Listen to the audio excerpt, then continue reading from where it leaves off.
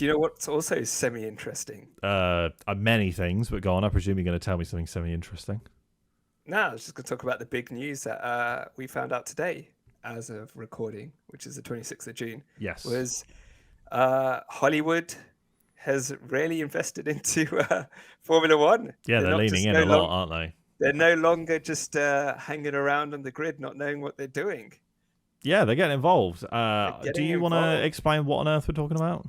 We are talking about Alpine have secured 200 million euros of investment from a consortium of investors, which is around 24% of the value of Alpine. Yeah.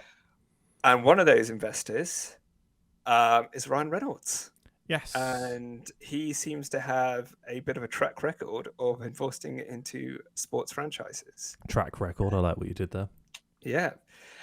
Are we going to get anything similar to what's happened with Wrexham, with the Mm-mm. crazy trajectory that they've been on and the TV shows? I don't think so. But I think it shows just how much the sport has grown, that it's attracting these kinds of people. Yeah, please don't get carried away with this, is my one thing. This is literally just an investment group investing into a Formula One team. This is not a change of ownership like you had with Williams and Darlington Capital. That's a completely different experience. Yes, there might be, some sort of lean in where, I don't know, Ryan Reynolds knows like some really good accountants who can help them with the budget cap or whatever it is. But I think it's great that more people are getting involved and etc. And I'm all for it. It's really, really good. Got no issues with it. I think they're just obviously using his name to really promote the story. But Lewis Hamilton is involved with the Buffalo Bills. I think he is. Again. Yep. So what I would like to know is your Alpine. Yep. You just received a 200 million euro investment. What do you do with that money? Well, if I'm working for Alpine, I'm probably French, so I'll go on strike because I wasn't given some of that money. And then I'll come off strike and go for my paid 3-hour lunch break. And then call it a day, really. No, I'm referencing some of the Top Gear skits that they used to do from a couple of years ago. But yeah, no, I think that what Alpine really need to do is they need to work on their driver lineup, as far as I'm concerned, and their academy. Yeah, because they lost arguably one of the best drivers they've ever had in their academy to McLaren. I'm thinking. Look at that. I think they've got the drivers, right? Pierre and Esteban are solid drivers. Yeah. The car seems to be performing at the level that they've talked about for the past few races. I think it's underperformed.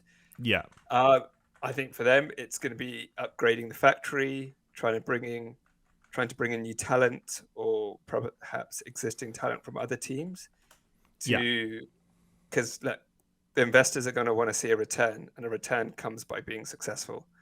And they're probably looking at the Aston model and seeing what they can take from that in making use of the cash injection. Yeah. That Deadpool was giving them. Yeah, exactly. Yeah.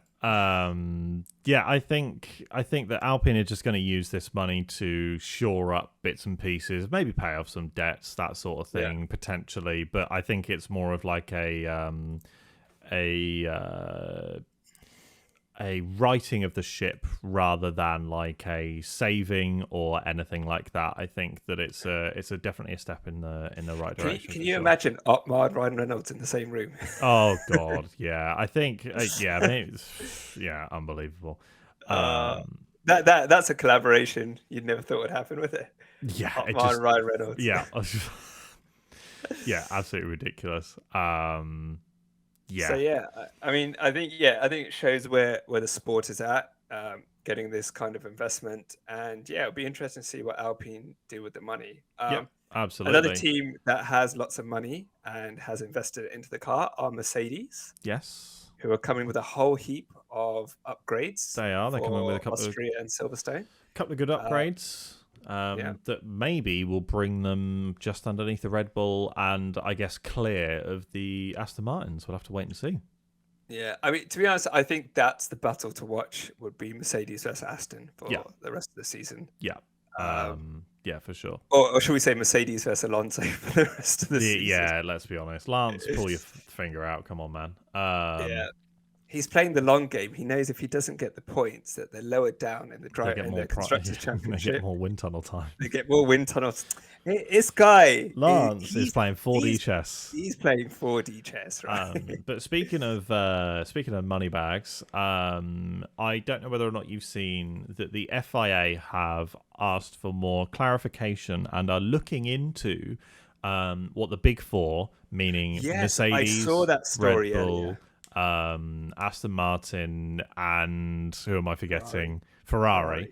Are looking into the affiliate companies or like subsidiary companies or sister companies or whatever you want to call it, like Red Bull Applied Technologies and Aston Martin's road car projects and stuff, to see exactly what on earth is going on, because they think they could be fudging the numbers and potentially getting around the cost cap. Yeah, we talked about this earlier. We did. I remember it started from Otmar, out of all people, saying It did, yeah. he believed that they're setting up these companies to work their way around the cost cap. Yeah. And to be honest, it seemed like a credible theory. Yeah. And it seems like there might be some substance to it. Yeah, so. I think there's definitely some truth behind it. I mean, look, cost cap and then Ferrari are in Le Mans and winning Le Mans. That could be totally separate, but Ferrari just happened to join Le Mans. Yeah, exactly. Interesting. And Aston Martin just happened to have these hypercars coming out. Yeah, I think that the cost cap is both a blessing and a curse, because it means that some of these Formula One teams can, bleed over into other racing categories and stuff like that, which is absolutely brilliant, because I want to see Ferrari at Le Mans. I want to see Aston Martin at 24 Hours of Nürburgring. I want to see them enter other sports. Maybe, I don't know, because McLaren are no longer anywhere near the budget cap, they buy a Formula 2 team so that they have like a feeder team or something like that. Or like, McLaren have bought a bloody Formula E team last year. So, it means that there's a lot more cash lying around. That being said, I still think that the budget cap of 130 million, which is what it's currently at the moment, please correct me if I'm wrong, I still think it's too low, especially considering inflation and the fact that teams right now are making more money than they have ever made before, ever. I think the budget cap should be increased. And I think, just to touch on in a podcast earlier that we did with Terry, yes, where he mentioned the redundancies because of the cost cap. Yeah. I think the money has been taken from the wrong areas. Yes, yeah. I think that, yeah, there are some things, like we were talking about even with Terry and Matt, we were talking about how like some of the budgeting things come out of marketing, and that doesn't come out of the cost cap whatsoever. So I don't know whether or not these, like when Pirelli need to do tire tests and stuff like that, does that come out of the budget cap? Because you're still getting data from the car around, like maybe you run the Pirelli tire test, maybe you run it with some upgrades that you want to test.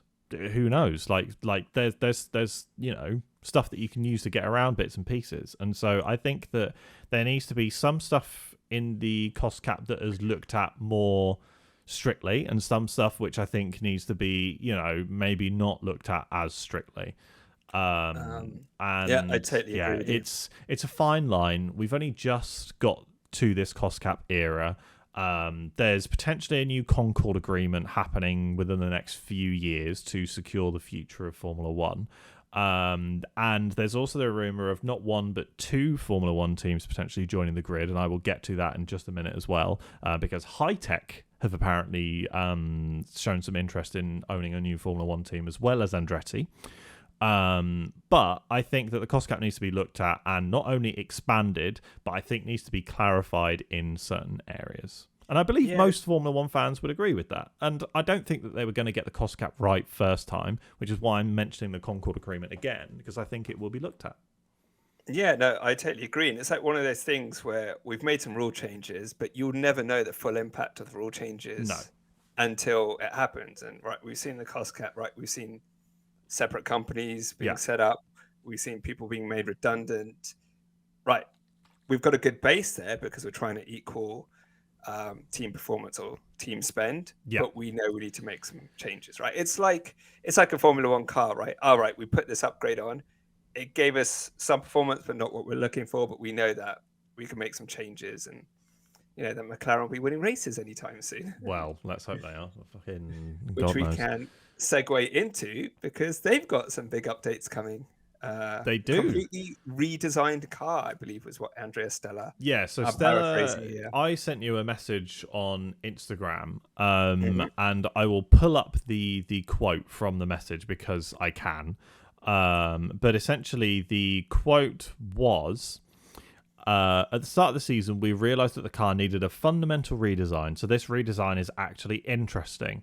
I would say pretty much every single aerodynamic part will change. Is the quote essentially from him, so from Stella. And I think that we had murmurings and sort of heard rumours that the car would be changing a lot, and we've been told repeatedly from McLaren, like, we want to start from scratch and we want to redesign the ideology or ethos of the car, I believe, since the beginning of the season. And they did outline Baku as like a first milestone for some basic bits and pieces coming, and they did mark out Silverstone as like having like pretty much a brand new car. So I'm glad that they're on track because that makes me very, very happy. But I think it's going to be very interesting to see exactly where the McLaren comes out. Yeah, me too. It'll be good to see Lando and Oscar in something that can really challenge for points. Do you know what? I'm potentially going to even make a prediction right now, right? Oh gosh, here come the papaya glasses. So here come the papaya glasses. I swear to God, if this is right, I am going to be incredibly happy regardless. But you've got these new upgrades coming in Great Britain, which means the McLaren could be reasonably good, okay? Like, let's say, hypothetically, touch wood, because I bloody hope so, the McLaren gets a P5 on merit, right? It gets one P5 on merit. Lando's P5, Oscar's like P7, P8, that sort of thing. Like he's had a good show. Like like things have gone pretty well. But let's be honest, Lando is going to outscore Piastri and just is currently more comfortable and better in that car, right? Okay. They fine tune those upgrades. Because there's always a surprise winner. Could McLaren win in Hungary the week after? No. Oh, great. Well, thanks for shooting that down. Unless it rains. Well, there's usually something interesting at Hungary. This is what I'm talking about. Only if it rains. If it's a dry race, no. If it's a dry race, no. I completely know that won't happen. Max and Sergio, Fernando, Lewis and George, Carlos and Charles. Yeah. So unless it's similar to 2021 where they get taken out at the start of the race. I guess. Yeah, and that was also a mixed conditions. Yeah, if it's mixed, anything can happen. Yeah, if it's mixed and Lando actually pits for wets when he should do, I think he could potentially.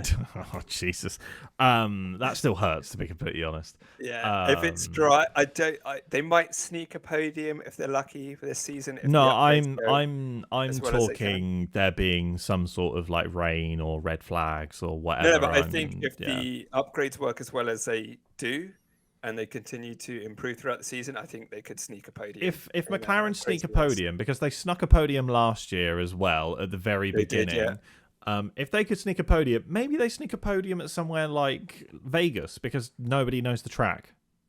That's true. This is the thing. Like, I think if they sneak a podium, I would take that as a win compared to where they were at the beginning of the season.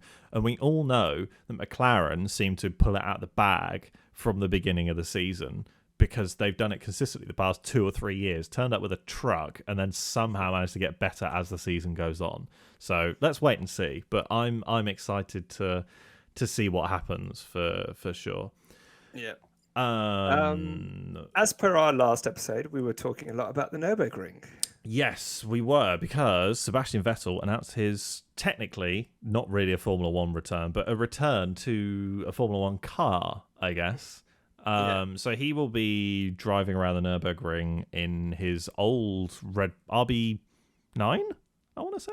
Or is that what Danny Rick's driving? I can't remember. Anyway, he'll be driving in one of his old Formula One cars, but he will be using a sustainable fuel, which is awesome. And he will be joined by Danny Ricciardo as well, who will also be doing a Red Bull, a couple of laps of the Nürburgring in a Red Bull. And our favourite Japanese Formula One driver. There is only one, so he's technically our least favourite, also by default. But Yuki Tsunoda will also be joining them at the Red Bull event happening on September 9th this year at the Nürburgring. So That's going to be good. Red Bull put on some good events. Who won't be joining them, Jacob? So very quickly, I'm going to cover something very important, which Yuki will be driving a NSX GT3. Yeah, have you seen that? Have you seen the AlphaTauri? Souped up model in the AlphaTauri livery. Amazing. It looks gorgeous, by the way. I'm on the fence, genuinely. I'm on the fence about actually going to this. Yeah. Because I can get there reasonably easily. Denmark just down to Germany. Yeah, it's just a straight drive. I'm considering going because it sounds pretty good. Probably won't, but I'm considering it. But somebody who isn't allowed to go is Max Verstappen. Yeah. He asked to join, and he's been told no. Which I'm kind of annoyed at, to be honest with you. Who told him no? Was it Helmut? Helmut Marko told him no. Okay. Yeah, Helmut Marko told him no due to risk of injury and stuff like that. Because essentially, let's be honest, if Max was going to be involved, he's going to go in a Formula One car around the Nürburgring and potentially kill himself. So, you know. But also, they did a thing, I can't remember which page it was I saw on Instagram, but if Max wasn't in Formula One right now, Alonso would be leading the championship, not Perez. I think it shows like, look, Max, please do not do anything that could compromise you being out for a few races. Yeah, exactly. So unless can you imagine if Red Bull have secured the Constructors' Championship by September 9th, so by Italy, right, or all but confirmed by Italy, which is the 3rd of September, he could suddenly make a surprise appearance. I reckon Max is like, all right, Helmut, if we get it wrapped up by September... Do you think he might just borrow like Yuki's helmet and race? I think... And race it. It's like, wow, Yuki, wow, you got a bit taller. I think Max Verstappen's twin brother, Zam Verstappen, which Max spelled Zan McStappen. Zan McStappen, yeah. I think he'll turn up and do some laps. It's not the Stig, it's the Stig's Dutch cousin. Yes, the Stig's Dutch cousin. I at the very least, I'd like him to just turn up. Like, that would be cool.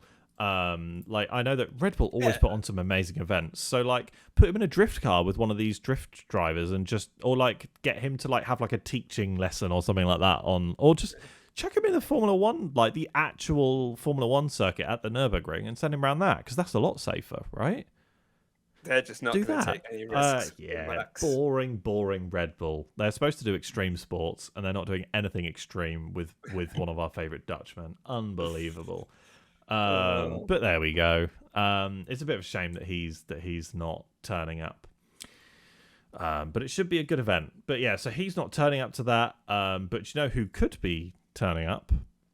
And that is Hitech in Formula One. So Hitech have confirmed a F1 bid as it announced a new investor. So the British racing team Hitech have launched a proper bid into joining Formula One. And our uneducated viewers, in the nicest way, I don't mean that the people who listen to us are uneducated. Well, because I don't know this. Who are Hitech?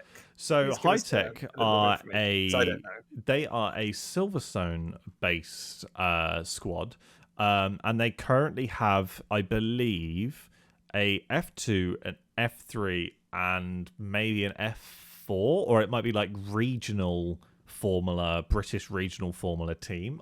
I did have an article open. Yes, they currently race in F2, F3, and F4. Announced on Monday that its parent company, Hitech Global Holdings, had sold a 25% stake to Kazakh businessman Vladimir Kim. No idea. Anyway, so essentially, they have launched a proper appeal into joining Formula One. And very interestingly, the Hitech team in F2 run a Red Bull livery, which more than likely means that they would run a Red Bull engine. Ooh, that's good. Just speaking from common logic. But they're hoping to be able to join in the F1 grid and have lodged an application to secure a slot in 2026. And I was about to think, say, are they aiming for 2026? yeah, with the aiming for regulation changes? 2026. And I think their bid is more likely to go through than the Andretti bid, which is pathetic. I think both should go through. Unless this, do you remember we talked about it before? This Formula Equal thing was supposed to happen, where it was 50 male, 50% male, 50% female. Yeah, the teams, yeah. F1 team as well. I think that if there are only 2 spots left on the grid, and it's Andretti and this, which are the 2 most likely, I don't think Formula Equal will materialize essentially. And again, I said some things around Formula Equal which you may or may not agree with, but I don't think it's going to work out initially, purely because they need to put in a hell of a lot of groundwork and stuff like that to make it work essentially. But enough of that. But it's pretty exciting that they're looking at going forward. I think they've got good relationships with Red Bull, so obviously the Red Bull powertrain will probably come through as well. And yeah, I don't know if Hitech have ever been a part of Formula One, have they? I've never heard of them being part of Formula One, so I think it seems like a brand new entry. I don't know whether or not I didn't know whether or not like they had like some sort of previous bits and pieces. They were part of W Series, which was the female driven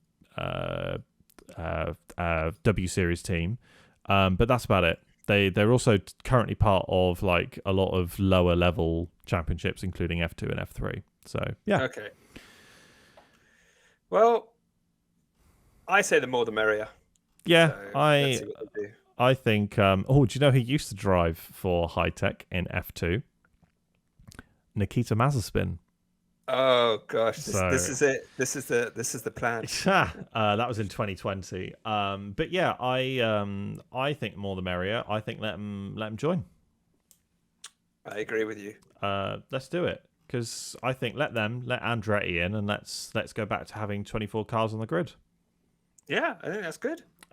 Honestly, more opportunities. It makes sense. More exposure. Yep. Yeah, it's really interesting that there's a lot of pushback to this. Obviously, I think because the teams like that's less prize money, and who knows what other reasons there are. Yeah, but, I'm yet to hear about other teams pushing back on this, but the general fan reaction to this has been pretty good from what I've seen, which is amazing to see. So I think that's some good stuff to come out of this, I guess. So yeah, we'll keep an eye on it for the future. Yes, speaking of good stuff to come out, the opposite is happening in the Sainz household at the moment, I guess. Isn't that right? My in resident Ferrari fan. So Carlos's contract comes to an end in 2024. Yep. And he wants assurances about his future, which he is not receiving from Ferrari. No, I completely justified, might I add. And so he thinks that he may have to look elsewhere. Yeah. Right? Which could be Aston Martin, could be Red Bull if Sergio goes, could be Mercedes if Lewis goes. Well, let's be honest. When Alonso goes, once Honda take over the Aston Martin, the Aston Martin engines. It could be, a Ferrari seat opens up. There could be a driver swap somewhere. So I find it interesting that he's talking about this now, because we kind of, just a couple of months away from silly season when it starts. Yeah. I guess the question is, why do you think he's talking about it? And do you think if he does go, where would he go and who would be his replacement? I don't know where he'd go, because I think that, and this is the issue again, and this is why I think there should be 12 teams on the Formula One grid, is that there aren't enough seats. Because I think he could go back to Red Bull. He's got a history with them. He could go back to Red Bull and potentially no replace disrespect to Sergio. Yeah, Sergio or Carlos. But I think he would be a better number 2 there to Max. Yeah, I do question, though, whether or not, from a Ferrari perspective, and bear with me here, Ferrari's perspective will be, yes, Sainz is good, but could we potentially put, depending on how F2 works out, could we potentially put Oliver Behrman in the car? Because Behrman will be a lot cheaper, and we know that we don't currently have a championship-winning car. And you know what Ferrari like to do? They like to look forward towards the future. So I think they could potentially be going, look, Carlos Because every is... season, it's next season is our season. Yeah, literally every single one. But I think Carlos Sainz is also how old now? He's late 20s? 28. So like he's still got like, you know, another 8 years left of Formula One in him, to be completely honest. And the issue is Ferrari, we know, don't like to change, which is causing a lot of their issues. Yes. And they've always had it. We have a clear number one. Yeah. Right. It was Michael Schumacher. Yeah. It was Kimi Raikkonen, then it's Felipe Massa, then Fernando Alonso, and then Charles Leclerc is their number one now, and is their number one for long term. Mm-hmm. Now that they're not in, well, they haven't been for a while, a championship, not race contending, championship contending car. Do they throw that rule out the window and say, we want someone that's going to push Charles a lot more than Carlos is? Well, whether that be another driver on the grid, or if they think Behrman could be that hot, young, hungry talent. They also have the opportunity to do, I believe, what would be a first ever to have two brothers in the same team. They have Arthur Leclerc sat in the wings as well. I don't think Arthur's been doing that well in F2 to really prove himself for an F1 seat. I don't see what they would get out of it. Like, they don't need the marketing, they don't need the PR or anything like that. And we've got one Leclerc, you know, we don't need another. Yeah.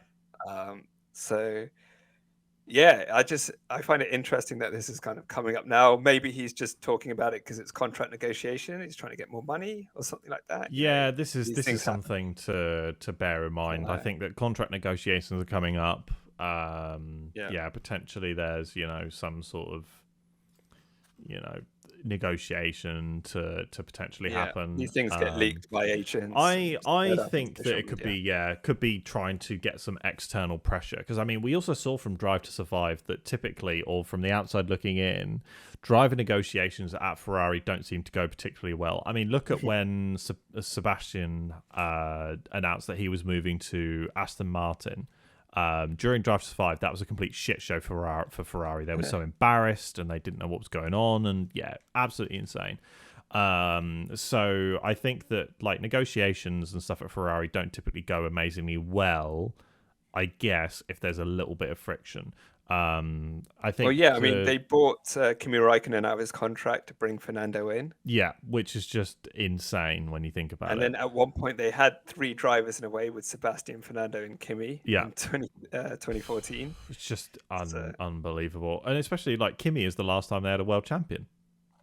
Crazy, isn't it? Like, it's so crazy. Like, and I think as well when it'll be nearly 20 years. Yeah, I think it's also crazy as well. Like when I think, I don't get me wrong, I know that people love Ferrari, but Ferrari are sometimes so arrogant about themselves. It is monumentally stupid. Like the Lamborghini Ferrari movie that came out ages ago, where, like, if you don't know, the owner of Lamborghini came to Ferrari and said, look, I want to help you. Let's collaborate onto these Ferraris because I think there's some issues and bits and pieces that we can help you with. And the owner of Ferrari just went, nah, fuck you, essentially. And that's how Lamborghini made supercars. But essentially, there's been an element of that through Ferrari's history the entire time that Ferrari has existed. And it mostly just comes back to bite them in the arse 9 times out of 10, which is hilarious. I mean, look at when Ford obviously won the Le Mans and beat Ferrari there, and it was like, oh yeah, Ferrari are going to win, and then Ford turn up in this fucking ridiculous car and win. And I just think that there's some decisions just blow up in their faces all the time. So God knows what on earth is going on at Ferrari, to be completely honest. But I think that one thing from an outside perspective looking in, if Ferrari came to me as an expert, I would extend, because let's be honest, I am an expert. We are experts here on the 107 podcast. And if you haven't subscribed to this I'm podcast sure and you given it a can rating, Photoshop please do. Please do let us Photoshop know. a certificate. Oh yeah, 100%. Yeah, certified expert, and then it's like we're all in Comic Sans. And was it Wingdings? Yeah. But so I would extend Carlos's deal by a year, and depending on what happens with Arthur Leclerc, who's currently 13th in the F2 Championship, but Oliver Bearman is currently P4. After having to retire in a couple of races and also not having the best start compared to my main man Vesti. And maybe let's see whether or not Bearman even wins the championship. He's a little bit behind in terms of points. But also you could give him a development year as well and have him as your reserve driver. Then again, you've got Giovinazzi waiting in the wings as the test and reserve driver for Ferrari. So, I mean, you've also got Giovinazzi who's just won bloody Le Mans. So, I mean, he's not terrible. Also, like in Formula One, he didn't do amazingly well, but he didn't do terribly either. He was mostly screwed over by Alfa Romeo's bad strategy. So there's an argument as well for him. I think Ferrari are spoiled for choice, but knowing Ferrari, they'll pick the wrong bloody drivers. Well, I just had a quick Google. Charles Leclerc's contract ends in 2024. Yeah. If I'm Ferrari, I would say, right, both my drivers' contracts end in 2024. We're not going to renew either if they want it to or not. And then we're going to come to 2024 and see what we need to do. Yeah. So, because it could be like, hey, if we get Carlos and Charles off our payroll, we can get a big, let's just say, hypothetically, they went for like a Lewis Hamilton. And then they can put a youngster in the second seat who's cheaper because they're paying Lewis, who's going to probably want I can see Lewis spending his last year at Ferrari. I can see that. I don't think it will happen. I think he'll stay at Mercedes. If he doesn't get that Mercedes ambassador contract he wants, I think he'll go to Ferrari. Maybe. I don't know. I've got no idea. Yeah, it depends. Yeah, it depends. But I think for Lewis, it would be a childhood dream to drive for Ferrari. Yeah, because I think Ayrton, obviously, is this hero, and I think Ayrton would have gone to Ferrari. Well, you say that, but he was actually going to, obviously, based on the knowledge that I learned from Eddie Jordan, he was actually going to be a driver owner with Jordan, wasn't he? So really? I don't think he was going to go to Ferrari. No. I could see him going to Ferrari. I could see him going to Ferrari as well. However, Ayrton Senna was due to become a part owner of Jordan Formula One Racing and drive for Jordan. Imagine how different Formula One would have been. I know, mad, right? Absolutely mad. Yeah, absolutely ridiculous. But yeah, it's an interesting situation over at Ferrari. It always is. Always is, yeah. But next week, hopefully, on a similar sort of note, I have actually bought some Ferrari memorabilia. Ooh. So I recently I found from what I can work out anyway, a reliable This is not website for this is not a plug in any way, shape, or form. Please do not do anything dodgy with your money or anything like that, kids. This doesn't sound like it doesn't sound like a pyramid scheme at all. But I found a website called Catawiki where you can bid on memorabilia and stuff like that. And I have bought myself a Carlos Sainz signed glove from last season. Oh, race used glove? No. Not race used, but I'll be honest with you, I could tell anyone that it was race used and nobody would ever care or know. I'm not going to. Are you expecting to put? Is it one glove or two? One. Are you expecting? Could even give you two. Are you expecting to put them on and suddenly be the best F1 2020? I already am the best. Jarno Otmir, watch out. No, if you don't know who John Watmere is, he's like one of the best Formula One sim racers ever. Mostly probably because Max Verstappen won't be allowed to enter. But I will load up the app. But I very nearly bought a Fernando Alonso signed glove instead. Ooh. So I was bidding between the two, but the They both Ferrari gloves. yeah. So the Fernando Alonso 2013 mechanical glove. So it was like one of the mechanics gloves that he signed essentially. So it was used by the mechanics in the pit. So you can see for those of you who are listening via podcast, this is the Fernando Alonso signed glove. But it was only the one glove, and that went for, including fees, about 180 euros. Whereas I bought my Carlos Sainz one for half that price. And I quite like Carlos Sainz. I think he's brilliant. He drove for McLaren, decent enough bloke. I'm pretty happy with it. I've got like some glass cabinets behind me. I'm going to buy, you can go to art stores and stuff like that, and you can buy like these posable hands that you can then draw, and it's like a way of learning how to draw. I'm going to buy one of those, stick the glove on it, and then just display it in one of the glass cabinets.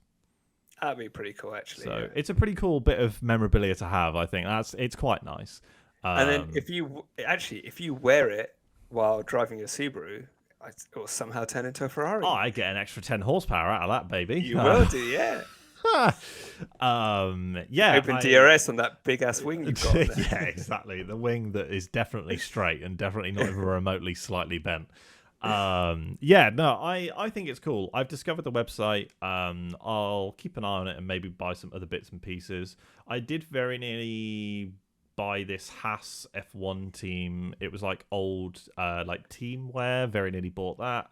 But it just went for a bit more than I was expecting to pay. And then also, just as a couple of interesting finds, they had a full F1 suit, like proper racing suit. Sorry, it's very blurry. For Williams from Sergei Sorokin from the 2018, and that went for 195 euros. That's not bad, actually. It's not bad. It's not signed by him. It's just a replica. But it would look good if you like framed it up and put it in your that's man really cave, nice. Your garage. I jokingly, I kept it saved because I was like, I want to buy it and then just play the F1 game in it. Okay, you got the Williams suit, the Ferrari glove. You need to helmet. The one Ferrari glove, and the other one's just open. I just purely because it would be fun to just buy the suit. This. Ferrari have a partnership with Amalgam, who make amazing like models and stuff like that, and they have made a replica, I think SF21 steering wheel. Sure, yeah, and it looks stunning, and I think it's like £5,000 to £8,000, right? Super expensive. Yeah. If you go on eBay, there is a guy that makes replica steering wheels for about 250, 300 quid, and he does a really good job. So I would consider also looking at that as well. And then basically you're a Formula One driver. Oh yeah, pretty much. Yeah. You just need a helmet. That's it. The one thing I would really like, try and smash one of those Lando. Is it one third, 1/4 size ones? I've got it here. Hold on, let me grab it. I'll try and fit your head into one of them. This helmet. What's the size? Is that 1/8? It's half size. Half size. So I'll try and smash this half size helmet on my head, which hurts, by the way. Yeah. I love this thing, by the way. I genuinely, it's gorgeous. I really, really like these mini helmets. They are absolutely amazing. Probably it's my second favorite bit of Formula One merch.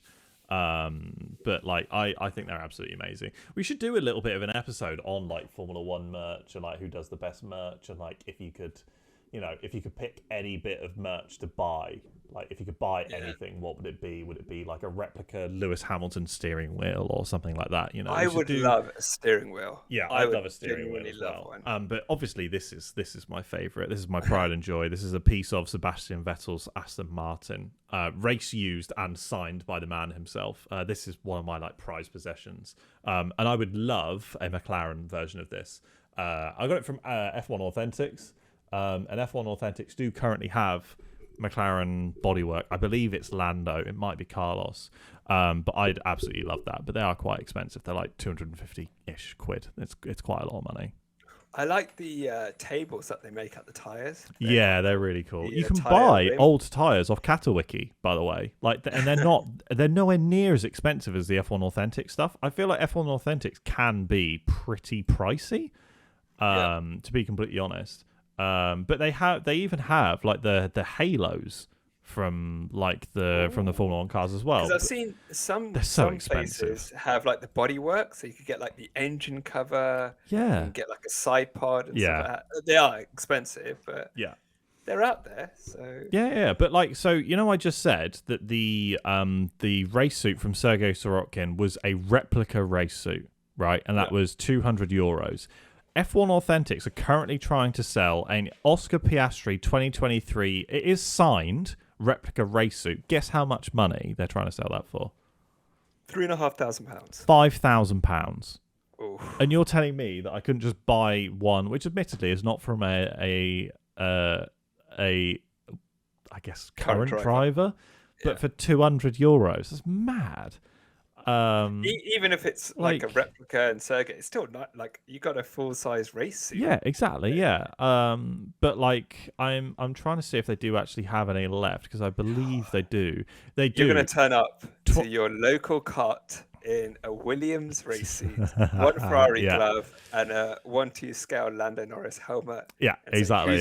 Who's ready? Who's ready? Who's going down? I just had a look, and they do actually have 2021 limited edition bodywork in acrylic from the Abu Dhabi Grand Prix for Lando Norris. So the poster that you got me, which you can slightly see here on my webcam for video viewers, of the livery that they ran during Abu Dhabi, for 2021, when they had like a special livery. For £300, you can buy that.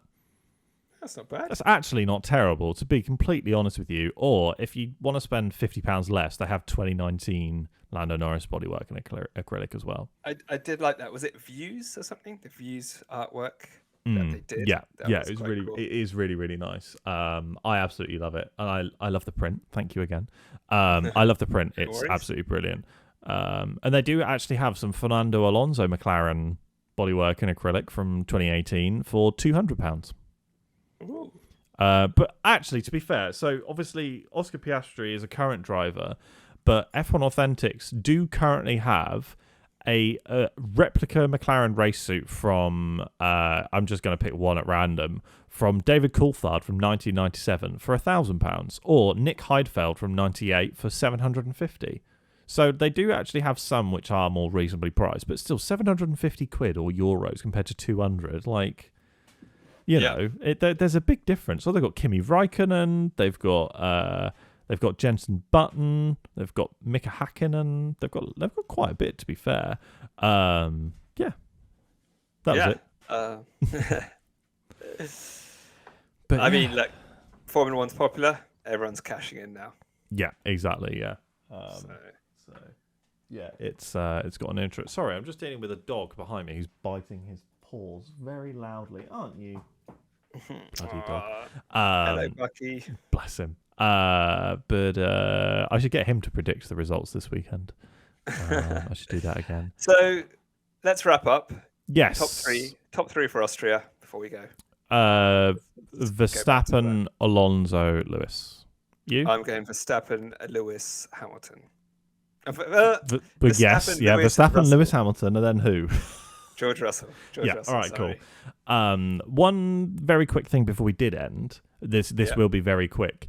Just to give you an idea as to how bad Perez is currently doing. You know my statistical analysis where I've been looking into how often drivers have finished the races and stuff. Perez now has an average finishing position lower than Hamilton. Whoa. So Hamilton's average finishing position is 4.1. Perez's is 4.6. Okay. So that's a big difference. I mean, obviously Perez did finish P16 in Monaco, so that's probably the one that drags it down. But statistically, Hamilton has a higher average position. That is mental, considering they're not only in the quickest car, but he's in the quickest car by a fair amount. Decent chunk, Like I Yeah. said, I think that Monaco's done that data dirty a little bit, but at the same time, still, it's just not good enough, is it? He shouldn't be in that position. No, not at all. So there we go. But yeah, so that's what we've got. But I will be obviously doing my predictions again this week using this statistical analysis. Last week didn't go particularly well, I don't think. I think I ended up coming like 20th or something out of the 76 people, so not great. So hopefully I get back on track this week. Just as we are back on track this week in Austria. That is enough for this week, I think. We've been recording now for 58 minutes and 3 seconds, so let's absolutely wrap this up. But from the both of us, we hope you enjoy this weekend's Grand Prix, the sprint race and the race proper. Make sure you have your bums in seats at the correct times. And also be tuned in to us next week as well. Be sure to like and subscribe to the podcast if you aren't already. Thank you very much for listening, and we will see you after the Austrian Grand Prix. See you after the Austrian Grand Prix. Cheers, everyone.